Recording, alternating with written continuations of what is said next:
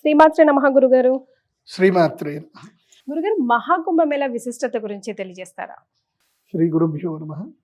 శ్రీమాత్రే నమః. గంగా సింధు సరస్వతీ చ యమునా గోదావరి నర్మదా కృష్ణా భీమరథీ చ ఫల్గు సరయూ శ్రీగండకీ గోమతి కావేరీ కపిలా వరాహతనయా నేత్రావతీత్యాదయో నద్యశ్రీ హరిపాద పంకజ భవాః కుర్యాత్ సదా మంగళం. గంగే చ యమునే చైవ గోదావరి సరస్వతి నర్మదా సింధు కావేరి జలేస్మిన్ సన్నిధిం భవతు. శ్రీమాత్రే నమః. మన యొక్క సనాతన ధర్మములో నదులకి చాలా వైశిష్ట్యత ఉంది. నదిని మనము అమ్మలాగా ధ్యానం చేస్తాం. నది, ప్రతి ఒక్క నదికి ఒక పేరు పెడతాము. అది స్త్రీమూర్తిగానే భావిస్తాం. ఎందుకోసం అంటే మనకి పునరుత్పత్తి శక్తినిచ్చేది జలమే. శక్తినిచ్చేది జలమే. ఇప్పుడు ఏ వ్యక్తి అయినా మూర్చబడిపోయాడు, వాడికి ఇమీడియట్లీ ఇచ్చేది ఏంటి? నీళ్ళే. సో ఇన్స్టెంట్గా ఎనర్జీ ఇచ్చేది మనకి శక్తి నీళ్ళే. నీటిని పూజించడం అనేది సనాతన ధర్మంలో గొప్పనైనటువంటి ఆస్తి. ఇది ప్రధానం కూడా, ఇది ఆస్తికం. సో మనకి ఇప్పటిదాకా ఇప్పుడే ఒక శ్లోకం చెప్పాను. గంగా సింధు సరస్వతీ చ యమున గోదావరి నర్మదా కృష్ణ భీమరథీ చ ఫల్గు సరయూ శ్రీగండకీ గోమతి కావేరీ కపిలా వరాహతనయా నేత్రావతీత్యాదయో నద్యశ్రీ హరిపాద పంకజ భవాః కుర్యాద్రువం మంగళం. ఇన్ని నదుల పేర్లు ఉన్నాయి. సంస్కృతం చాలా గొప్పది. ఒక ఛందస్సు ప్రకారంగా పెట్టుకుంటే ఇవన్నీ గుర్తుంటాయి మనకి.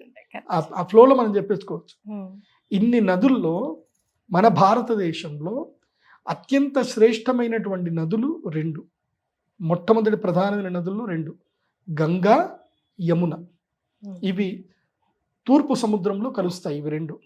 గంగా నది ఒక దగ్గర పుడుతుంది, యమునా నది ఒక దగ్గర పుడుతుంది. కానీ గంగా మొదలు పుట్టినప్పుడు భాగీరథిగా ఉంటుంది. తర్వాత అలకనంద, ఇంకా చాలా నదులన్నిటిని కూడా కలుపుకొని చివరికి హరిద్వార్కి వచ్చేసరికి అది గంగా నదిగా మారుతుంది. అలాగే యమునా నది అక్కడెక్కడో పుడుతుంది. ఆ యమునా నది ప్రవహిస్తూ ప్రవహిస్తూ మనకి అలహాబాద్లో వచ్చి కలుస్తుంది. తర్వాత బద్రీనాథ్లో గుప్త సరస్వతి నది ఉంటుంది. అక్కడ సరస్వతి నది ఉంటుంది. బద్రీనాథ్లో మనం చూస్తాం సరస్వతి నది పుడుతుంది, మన కంటి ఎదురుగానే మాయమైపోతుంది. సరస్వతి నది అద్భుతమైన ప్రవాహం కనిపిస్తుంది, గులకరాళ్ళ మీద పడుతుంది, కనబడదు, ఇంకా మాయమైపోతుంది అక్కడ గంగా నది. అది సరస్వతి నది. సరస్వతి గుప్త నది, గుప్త శక్తిగా గుప్త నది అంటారు. సరస్వతి నది గుప్త నది. ఆ జగదంబ యొక్క శక్తి సరస్వతి మహాశక్తి. అందుకే జ్ఞానము గుప్తంగా ఉంటుంది అందరికి కూడా. అది మనము వాక్శక్తి ద్వారా ప్రకటించినప్పుడు మాత్రమే జ్ఞానం కనిపిస్తుంది. మౌనంగా ఉన్నామనుకోండి, జ్ఞానం కనిపిస్తుందా? కనిపించదు. మాట్లాడితేనే జ్ఞానం కనిపిస్తుంది. అలాగే ఈ సరస్వతి నది కూడా దుర్మార్గులకు దొరకకూడదు, ఇది అశుద్ధం కాకూడదు అని చెప్పి. ఎందుకోసం అంటే మనము ఇప్పుడు చూస్తున్నాం నదుల్ని ఎన్నిటిని మనం కాలుష్యం చేస్తున్నాం. యమునా నది అయితే భయంకరమైన కాలుష్యం. అది మన కార్తీక మాసంలో చౌట్ పూజలప్పుడు వెళ్తే కనుక మొత్తం నురిగే కంప్లీట్గా. స్నానం చేయాలంటే అందరికీ అసహ్యం వేసేటట్టుగా తయారైంది. సో నదుల్ని మనం పాడు చేస్తున్నాం. అందుకే ఋషులు ఏం చేశారు అంటే, ఏ నది అయినా పర్వాలేదు కానీ, ఏ నదికైనా ఒక శక్తి ఉంది, కానీ సరస్వతి నది మాత్రం కాలుష్యం కాకూడదు.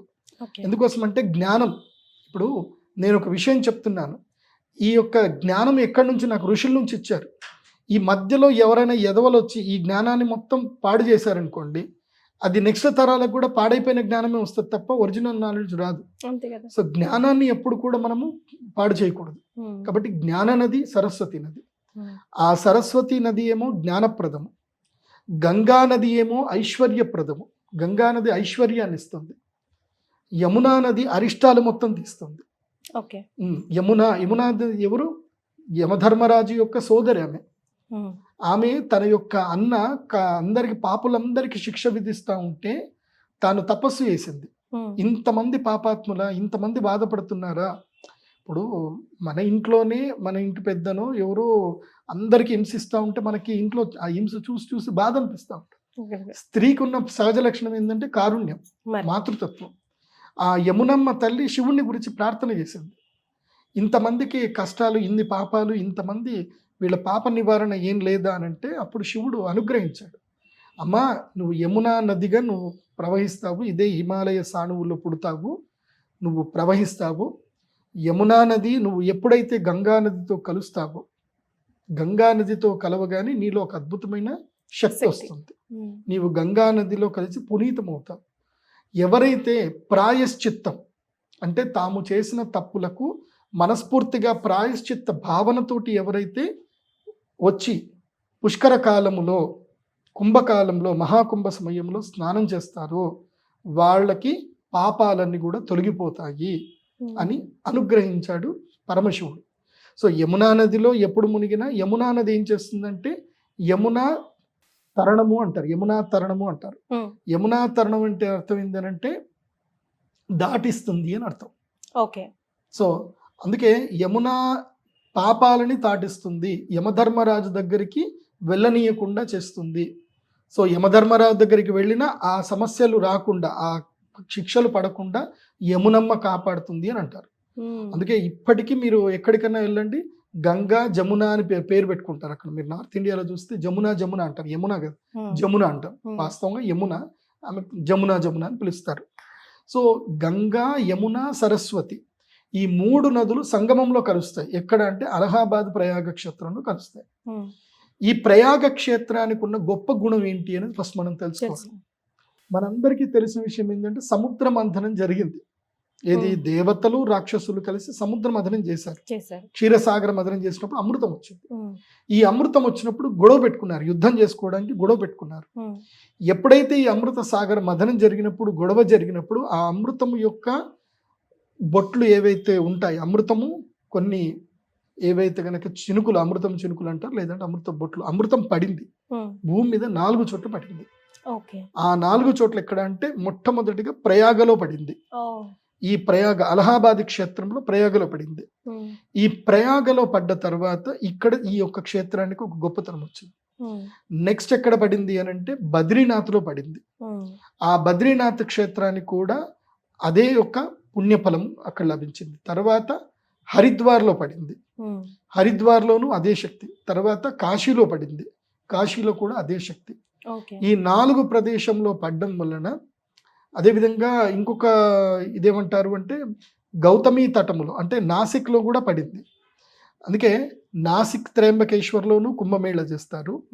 తర్వాత ఉజ్జయిన్లో కూడా ఒక బొట్టు పడింది అని అంటారు. కాబట్టి ఉజ్జయిన్లో అమృతం పడింది కాబట్టి ఉజ్జయిన్లో కూడా మహాకుంభమేళ చేస్తారు. ఇది 2028లో వస్తుంది ఉజ్జయిన్ కుంభం.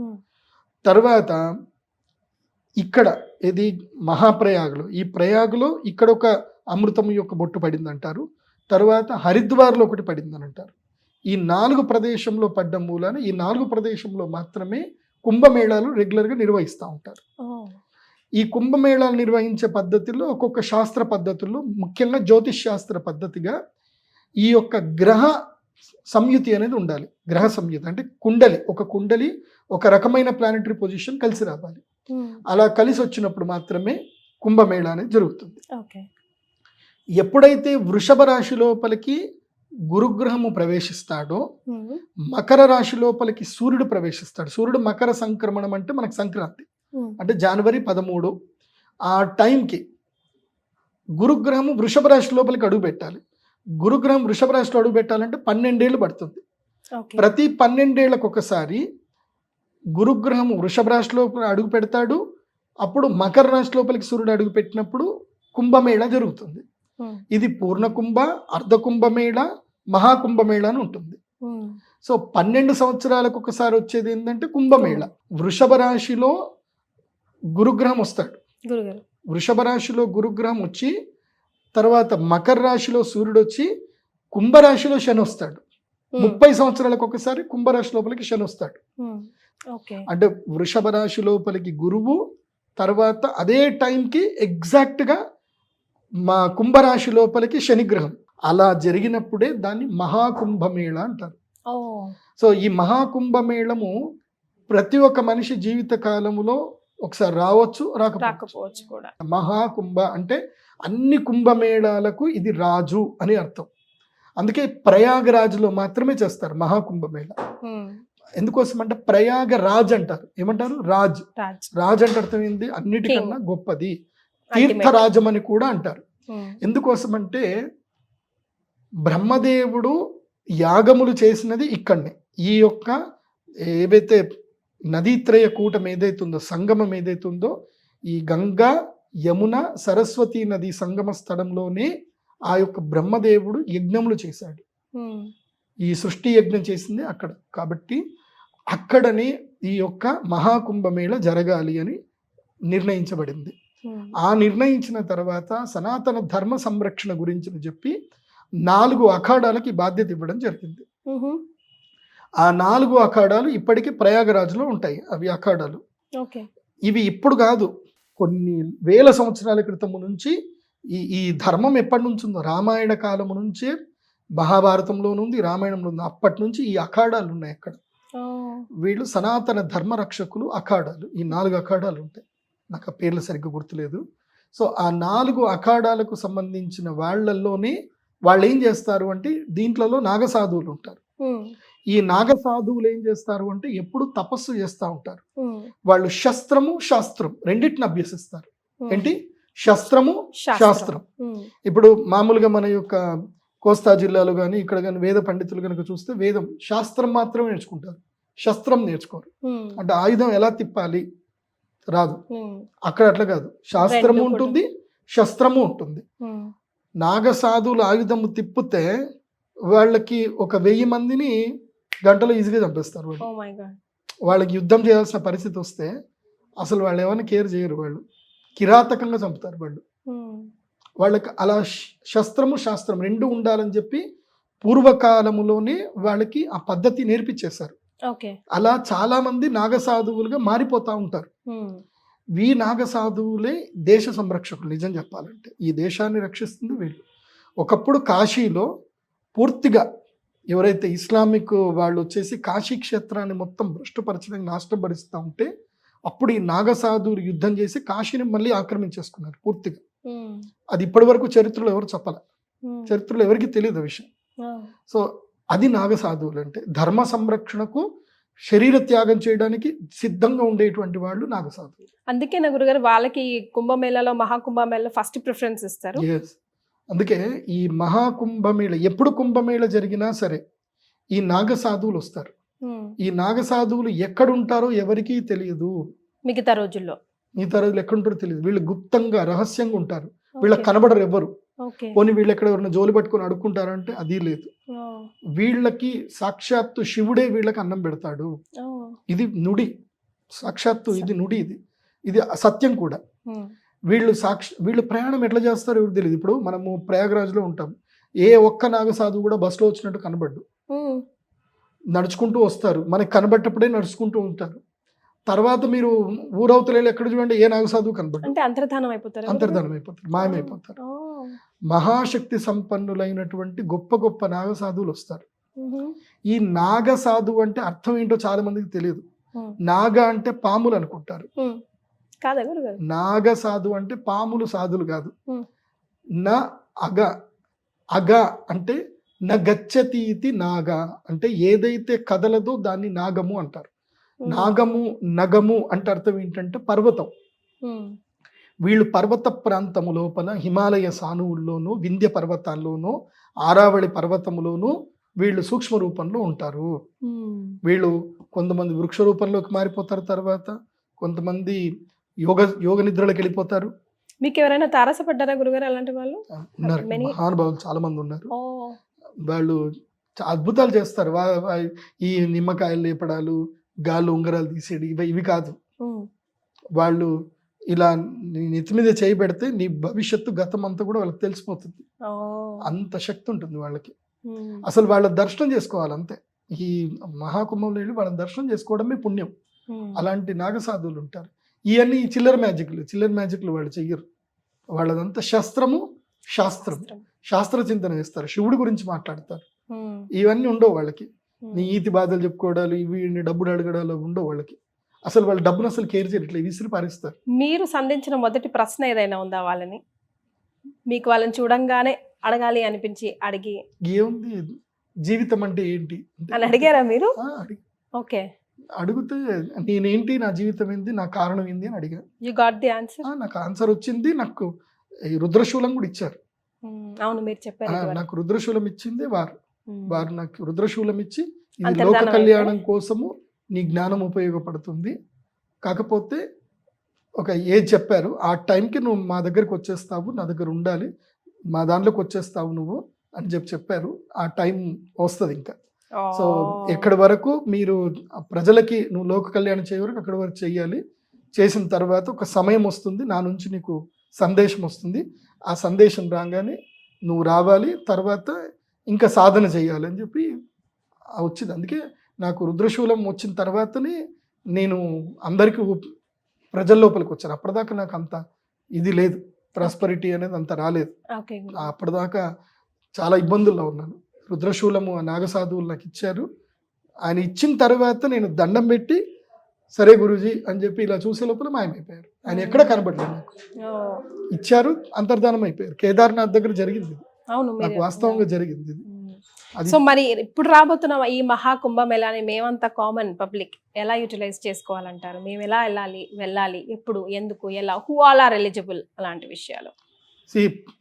పుట్టిన సంటి పిల్లాడి దగ్గర నుంచి, అంటే 3 నెలల సంటి పిల్లాడి దగ్గర నుంచి కాటికి కాలు దూసే ప్రతి ఒక్కడి వరకు అందరూ కూడా ఈ మహాకుంభమేళలో వెళ్ళి అక్కడ స్నానం చేయాల్సిందే. డుబ్కి కొట్టాలి, 3 మునకలు మునగాలి, స్నానం చేయాల్సిందే. అక్కడ మెయిన్గా స్నానమే. ఇంకా మీరు శ్రాద్ధములు ఏం చేస్తారా, లేకపోతే వేణిదానం చేస్తారా, అదంతా తర్వాత మ్యాటర్. అది నాట్ రెగ్యులర్గా ఎప్పుడైనా చేసుకోవచ్చు. శ్రాద్ధములు ప్రయాగరాజ్లో తప్పకుండా శ్రాద్ధం చేయాలి, అది ఎప్పుడైనా చేయొచ్చు. వేణిదానం చేయాలి. ఆడవాళ్ళు వెంట్రుకలు కేవలం ఒక్క దగ్గర మాత్రమే తీసే ప్లేస్ ఉంది, అది కేవలము ప్రయాగరాజ్ మాత్రమే, ఇంకెక్కడ వేణిదానం చేయడానికి లేదు. ఆడవాళ్ళు తిరుపతిలోకి వెంట్రుకలు కట్ చేయకూడదు, ఎక్కడ వెంట్రుకలు కట్ చేయకూడదు. ఎక్కడ వెంట్రుకలు కట్ చేసినా భర్తకి ఆయుష్ నష్టం. అదే ప్రయాగరాజ్లో వెంట్రుకలు ఇస్తే భర్తకి ఆయుష్ వర్ధనం. అక్కడ మాత్రమే వేణి దానం అంటారు. వేణి అంటే జడ, జడని అక్కడ మాత్రమే దానం చేయాలి. అక్కడ ఎందుకు గురుగారు అట్లా? అది ఒక పద్ధతి, చెప్తాను, అది తెలుసుకొని. ఇప్పుడు మనం పుష్కరాల దగ్గర ఉన్నాం, పుష్కరాల్లో కాబట్టి పుష్కరంలో వెళ్ళి స్నానం చేయడం ప్రధానమైంది. అయితే చాలా మందికి నేను చెప్పేది ఏంటంటే జాగ్రత్తలు కొన్ని చెప్తాను. ప్రయాగరాజ్ అంటే మీరు ట్రైన్లో వెళ్ళొచ్చు, ఫ్లైట్లో కూడా వెళ్ళొచ్చు. ప్రయాగరాజ్ వెళ్ళారంటే ఇక్కడ ప్రయాగరాజు, కాశీ, తర్వాత అయోధ్య, ఇవన్నీ దర్శనం చేసుకొని వస్తే మంచిది. అక్కడే దగ్గరనే అన్నీ ఉంటాయి. మధుర అక్కడే ఉంటుంది, బృందావనం అక్కడే ఉంటుంది, కాశీ ఉంటుంది. ఇదంతా ఒక ప్యాకేజ్ చేసుకోండి, చక్కగా వెళ్ళండి. అయితే ఈ యొక్క 3 నదులు ఎక్కడైతే సంగమం కలుస్తుందో అక్కడనే స్నానం చేయాలని చాలా మంది పట్టుబడి పడతారు. ఏం అక్కర్లే, ఆ సంగమం తర్వాత కింద మీరు దాదాపు 30 కిలోమీటర్ల దగ్గర ఎక్కడ పోయినా స్నానం చేసినా నష్టం లేదు. ఎందుకోసమంటే ఇప్పుడు నాకు తెలుసు ఆ మధ్య కాలంలో గోదావరి పుష్కరాలు జరిగినప్పుడు తొక్కిసలాట జరిగింది, చాలా మంది చనిపోయారు. చనిపోయినప్పుడు చాలా మంది గురుగారు చాగంటి కోటేశ్వరరావు గారి మీద విమర్శలు చేశారు. మీరు చెప్పారు అదే తీర్థంలోని స్నానం చేయాలని మీరు చెప్పారు, అందుకే అక్కడికే వచ్చారు అని చాలా మంది అన్నారు. అది కాదు, ఆయన ఉద్దేశం వేరే ఉంటాయి. అందరూ స్నానం చేయండి, మంచిగా ఉండండి అని ఆయన చెప్పారు. సో అందరి యొక్క అర్థం చేసుకునే విధానం తప్పింది. ఇప్పుడు కూడా నేను చెప్పేది ఏంటంటే, ఇప్పుడు పుష్కరాలకు అందరూ వెళ్ళండి. గౌరవ ప్రధానమంత్రి నరేంద్ర మోదీ గారు కూడా పిలిచారు అందరినీ. అట్లాగే గౌరవ ముఖ్యమంత్రి, ఉత్తరప్రదేశ్ ముఖ్యమంత్రి శ్రీ యోగి ఆదిత్యనాథ్ గారు కూడా పిలిచారు అందరినీ మహాకుంభకి రమ్మని చెప్పారు. కాకపోతే మన విచక్షణ ఏంటంటే, మహాకుంభ ఉద్దేశం ఏంటి, మనం నదిలో స్నానం చేయడం అనేది మన యొక్క ముఖ్య ఉద్దేశం. కాబట్టి ఎక్కడైనా మంచి ప్లేస్ చూసుకోండి, గూగుల్ మ్యాప్లో సెర్చ్ చేసుకోండి, అక్కడికి చక్కగా వెళ్ళండి, స్నానం చేయండి. తర్వాత ఈ కుంభలో ఏదైతే అఖాడాలు అందరూ ఉంటారో వాళ్ళందరికీ వచ్చి దర్శనం చేసుకోండి, వాళ్ళు ఏమైనా ప్రసాదాలు ఇస్తే స్వీకరించండి, అది చేసుకోండి. కాకపోతే క్రౌడ్లో ఇరుక్కోవద్దు. క్రౌడ్లో ఇరుక్కొని మళ్ళీ ఎందుకురా జోషి గారు చెప్పారు మనం వచ్చేసాంరా ఇరుక్కుపోయాంరా అన్న బాధ ఉండకూడదు. సో మొదలే చూసుకోండి, ప్రీ ప్లాన్ ప్రకారం వెళ్ళండి. జనరల్ గా ఒక నోషన్ ఉంది గురుగారు, అంటే ఏదైనా మామూలు సముద్ర తీరంలో నదుల స్నానానికి వెళ్ళినా కూడా అక్కడ బట్టలు అక్కడే వదిలేసి రావాలి, తిరిగి ఏది తీసుకురాకూడదు, అలాంటివి ఏమైనా ఉన్నాయా? అవన్నీ పిచ్చి పనులు. ఒక్కటి గుర్తుపెట్టుకోండి, నీ వస్త్రము అంటే నీ యొక్క శక్తితోటి నీతోటి కలిసినటువంటిది అది. బాగా గుర్తుపెట్టుకోండి. కొన్ని నేను రహస్యాలు చెప్పకూడదు, కాకపోతే ఏంటంటే ఇప్పుడు మా ఇంట్లోనే మా నాన్నగారు జ్యోతిష్ శాస్త్ర పండితులు, నేను చాలా చిన్నపిల్లాడిని. మా ఇంట్లోకి రోజు వచ్చి జనాలందరూ కూర్చునేటోళ్ళు. ఎవరైనా పిల్లలు తప్పిపోతే పోలీస్ స్టేషన్ పోవాలి, కానీ మా నాన్న దగ్గరికి వచ్చేవాళ్ళు అందరూ. మా నాన్న దగ్గరికి ఎట్లా వచ్చేటోళ్ళు, ఆ తప్పిపోయిన పిల్లాడి యొక్క షర్ట్ పట్టుకొని వచ్చేవాళ్ళు. మా నాన్న యంత్రం రాసేవాళ్ళు. అట్లాగే గోదలు తప్పిపోయేటి. గోదలు తప్పిపోతే, గోదలు అంటే తెలుసు కదా, ఆవులు గేదెలు తప్పిపోయేటి. అవి తప్పిపోతే వాటికి ఏదైతే కడతారో, తాడు కడతారు కదా, ఆ తాడు వదిలించుకున్న తాడు ఒక పీఠ తీసుకొని వచ్చేవాళ్ళు. మా నాన్నగారు బొగ్గుతోటి ఆ పీఠ మీద ఒక యంత్రం రాసేవాడు. అట్లాగే ఎవరైతే ఇంటి నుంచి వెళ్ళిపోయారో వాళ్ళ షర్ట్ మీద ఒక యంత్రం రాసేవాడు. ఈ షర్ట్ ఇంట్లో వెళ్ళి ఒక మూలకు వేసేసి అగరబత్తి పొగ చూపించి అక్కడనే పెట్టండి, ఇంకొక యంత్రం రాసేవాడు మా నాన్నగారు. రాసి బూర్జపత్రం అని ఒకటి ఉంటుంది, బూర్జపత్రం మీద యంత్రం రాసి ఆ పిల్లవాడు ఎప్పుడు పుట్టాడు, వాడి డేట్ ఆఫ్ బర్త్ టైం ప్రకారం వాడి జాతకం, ఒకవైపు వాడి జాతకం, వెనక వైపు యంత్రం, ఇవి రెండు రాసి ఇంటి దగ్గర బయట గుమ్మాన్ని కట్టండి, ఇది ఎలా ఎలా తిరిగితే వాడు అట్లా ఇంటికి వచ్చేస్తాడని చెప్పేవాడు. తర్వాత ఈ ఆవులు గేదెలు తప్పిపోతాయి కదా, వాటికి కూడా ఆ పీట మీద కట్టి, ఆ పీటకి ఏదైతే వాటి యొక్క అణుగు తాడు ఉంటుందో ఆ తాడు కట్టి అది ఎక్కడి నుంచి పోయిందో అక్కడ పెట్టండి, దాన్ని ఎక్కడ రెగ్యులర్ కడతారో అక్కడ పెట్టండి, అదే వస్తుంది అని చెప్పేవాళ్ళు. మీరు ఇప్పటికీ మీ సుమన్ టీవీ కెమెరా తీసుకొని వెళ్ళిపోయి పెద్ద బోర్గాము, గూపన్పల్లి, నిజామాబాద్ దగ్గర చుట్టుపక్కల ఉండే ఊర్లలో ఎవరిని వెళ్ళి అడిగినా చెప్తారు, అందరూ చెప్తారు, ఇది సత్యం. అందరూ తిరిగి వచ్చారు. అంతెందుకు, ఒక సబ్ రిజిస్ట్రార్ గారి కొడుకు తప్పిపోయాడు. మా నాన్నగారు లేరు అప్పుడు, అయోధ్య ఈ శిలాస్థాపనకి మా నాన్నగారు వెళ్ళారు. మా నాన్నగారు ఇంట్లో లేరు. నా దగ్గరకు వచ్చి ఏడుస్తూ కూర్చున్నారు వాళ్ళు, ఏం చేయాలి. సబ్ రిజిస్ట్రార్ అంటే పెద్ద ఆయన అయిపోయారు, ఆయన వచ్చి రావడం ఏంది, ఏం కథ అని. అప్పుడు మా అమ్మ అంది, ఏం పర్లేదు మీరు ధైర్యంగా ఉండండి అని నన్ను పిలిచింది. అప్పుడు పిలిచి ఆ పుస్తకం తీయని, మా ఇంట్లో గ్రంథం ఉంది, ఆ గ్రంథం తీసి ఆ పుస్తకంలో ఈ పేజీలో ఉంటే చూడు, అది చూసుకుంటే ఇక్కడ రాయని, జపం చేయి ఫస్ట్, గాయత్రి మంత్రం జపం చేసుకొని మంత్రం జపం చేయించి నాతో రాయించింది. ఫస్ట్ టైం మా అమ్మ కూడా రాయొచ్చు కానీ నీకు చెప్పలే, నాతో రాయించింది, నేను రాసిచ్చా. తర్వాత అంజనం వెయ్యి, ఇది చెయ్యు, ఎక్కడున్నారో ప్రశ్న ఏం చెప్పేసి అంటే ప్రశ్న వేస్తే నదీ తీర నీళ్లు ఉండే ప్రదేశంలో ఉద్యానవనంలో ఉన్నాడు అని వచ్చిందనంటే, ఎటువైపు అని అంటే ఉత్తరం వైపు అని అంటే ఉత్తరం వైపు వెళ్ళారు. అక్కడ నిజామాబాద్ దగ్గర అలీసాగర్ అని ఒక గార్డెన్ ఉంది, ఆ గార్డెన్లో ఆ పిల్లాడు దొరికాడు. సో ఇవి జరిగింది, ఇది వాస్తవంగా నాకు 100% జరిగింది. ఇప్పటికీ చాలా జరిగాయి. ఇప్పుడు ఆ యొక్క శక్తి మా నాన్నగారు నాకు ప్రసాదంగా ఇచ్చారు. మా నాన్నగారు నాకు ఇచ్చిన ఆస్తి ఏంటంటే ఆ గ్రంథమే, ఆ గ్రంథము, ఆ జ్ఞానమే, ఆ శక్తి నాకు మా నాన్నగారు ఇచ్చారు. దానివల్లనే, ఆ రహస్య విద్యల వల్లనే నేను చాలామందికి హెల్ప్ చేయగలిగాను. కాబట్టి ఇలాంటి రహస్య విద్యలు తెలిసిన మహానుభావులు చాలామంది అక్కడికి వస్తారు. కాకపోతే నాకు తెలిసిన మహానుభావులు కొంతమంది ఉంటారు, వాళ్ళు దేన్ని ఆశించరు పెద్దగా. వాళ్ళు మీకు ధర్మం ఎలా కాపాడాలి అని మీకు ఏమైనా ఆర్డర్లు చేస్తారు, ఆ ఆర్డర్లు ఫాలో అవ్వండి. ఏదైనా గుడి కట్టు అని చెప్తే గుడి కట్టాల్సిందే, ఏదైనా ఈ పని చెయ్యు, ఇంతమందికి అన్నం పెట్టు అంటే అన్నం పెట్టాలి, ఇట్లా చేయాల్సి వస్తుంది, తప్పదు. సో అలా మహాకుంభకి వెళ్ళండి, అందరూ స్నానం చేయండి, అక్కడ నుంచి అన్ని దర్శనం చేసుకుంటూ రండి, అంతా మేలు జరుగుతుంది. గురుగారు ఎప్పటి నుంచి ఎప్పటి వరకు ఉంటుంది ఇది మహాకుంభమేళ? ఎప్పుడు ప్రారంభమవుతుంది అని అంటే పుష్య పౌర్ణమి రోజు, అంటే జనవరి 13వ తారీఖు 2025 పుష్య పౌర్ణమి రోజు ప్రారంభమవుతుంది. ఆ రోజు ప్రప్రథమంగా నాగసాధువులు బ్రహ్మ ముహూర్తము లోపల నాగసాధువులు మొదలు సంకల్పము, హారతి అన్ని ఇచ్చి నాగసాధువులందరూ దిగుతారు, వాళ్ళ ఆయుధాలతోటి వాళ్ళు దిగుతారు. దిగి వాళ్ళందరూ స్నానం చేసిన తర్వాత వాళ్ళు ఆజ్ఞ ఇస్తారు, ఇప్పుడు చేయండి అని. అప్పుడు మనం అందరం వెళ్ళి, నార్మల్ జనాలందరూ వెళ్ళి స్నానం చేయాలి. మొదలు అఖాడా వాళ్ళు స్నానం చేస్తారు. ఎందుకోసమంటే వాళ్ళ యొక్క తపశక్తిని ఆ నీళ్ల లోపల వదులుతారు వాళ్ళు, మనందరి కోసమని వాళ్ళ తపశక్తిని ఇస్తారు అక్కడ. ఆ తర్వాత మనము దిగి స్నానం చేయడము. ఇక్కడ స్నానం చేయాల్సింది 5 సార్లు స్నానం చేయాలి రూల్ ప్రకారం. 5 సార్లు ఈ డుబ్కిలు కొట్టాలి తప్పకుండా. అందులోపల మీ శక్తి కొలదు, ఒకసారి కొట్టినా చాలు.